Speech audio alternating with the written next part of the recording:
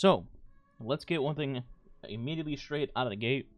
This is not going to be a video where I discovered some magical activity where you can just farm unlimited alloys or anything like that. I'm not going to pretend like this is some mega clickbait thing, so I'm just getting that out of the way immediately. This video is mostly just to tell people where you can get alloys, and really it's for people who are still leveling the expansion, people who are new to the expansion, things like that. If you're already an endgame player, you know exactly where to get alloys, so it's not really for the hardcore audience. So again, just immediately telling that out the gate so people don't think like, oh my god, he's clickbaiting, blah, blah, blah, blah, blah. Alright, so let's get into it. So first off, let's talk about the story mission that is in the throne world. If you go over to the master thingamabob right here, Ascendant alloys drop commonly. I would say it's a decent drop rate for running the missions. Most of the time, you probably get at least 2 people getting an alloy per run, at least in my experience. Maybe sometimes you can run into bad RNG, but for the most part, this is the easiest activity to go get alloys in. It takes longer, actually, than Wellspring, just because of the length of the missions. You know, they're pretty long, and some of them are like gated, you know, kill this, that, until the door opens, etc., etc. But it is pretty chill. You can only run it with 3 people. You don't need 6, and it's just a decent way to farm alloys. And let's move on. Now, the other thing that I did mention was Wellspring. Wellspring, I think, gives you the most bang for your buck in terms of like time completion. You could probably complete a Master Wellspring with a decent fire team in like 10-12 minutes, you know. But it is a bit more chaotic. Obviously, there's a ton of ads to kill. You need 6 people. You can't just like go in, you know, with your monitor turned off and just complete the mission.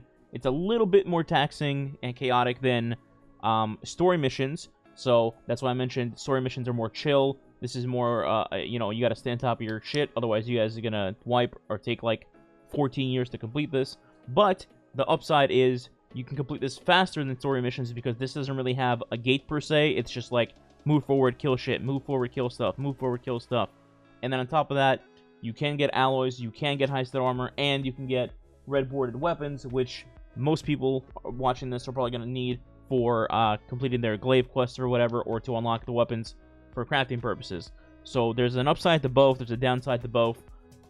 If you're, you know, more of a relaxed player and you just want to chill, you can do story missions. If you want to farm, you know, 3 things at once, then you can do Wellspring if you have 6 people, or if you go on LFG, whatever that may be. Finally, let's talk about vendors. This is not an activity, but you can get alloys through vendors in the game.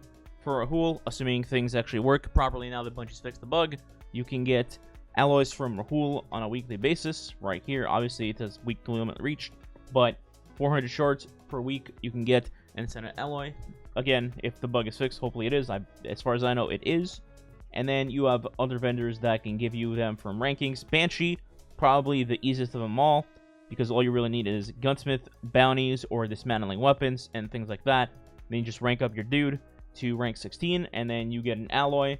Now, I don't know if this is gone once you've reset him once, but I imagine a lot of people haven't reset Banshee yet, so this is something to just look out for. You know, when you go in each character to do your power pearls or your pinnacles, just pick up Banshee bounties, and then as you progress with bounties and dismantling stuff, eventually you hit 16, and then you get a free alloy.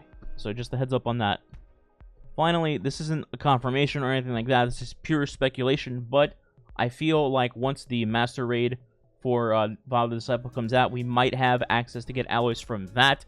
Again, that's not like a confirmation or anything. That's just me speculating. It would make sense to go into the Master Raid and get alloys, similar to how we used to go into Master Vogue and then farm golf balls. So it could be a thing. So maybe just keep track of your leveling so you'd be high enough.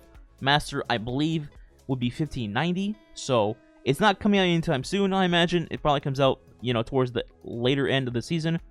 But maybe level towards that, you know, over time. Just a thought. So that's it. That is all the methods, at least that I know of, to get alloys / easily. If you have a method that you think works for you and I missed something, let me know in the comments. But other than that, like I mentioned, this is for people who are just starting out, still leveling, etc., aren't aware of all the methods. And that's it. So if you guys enjoyed the video, a like and sub be appreciated. Leave a comment if I missed something. And catch you guys in the next video. And see you on stream, twitch.tv/SneakyBeaver. Okay, bye.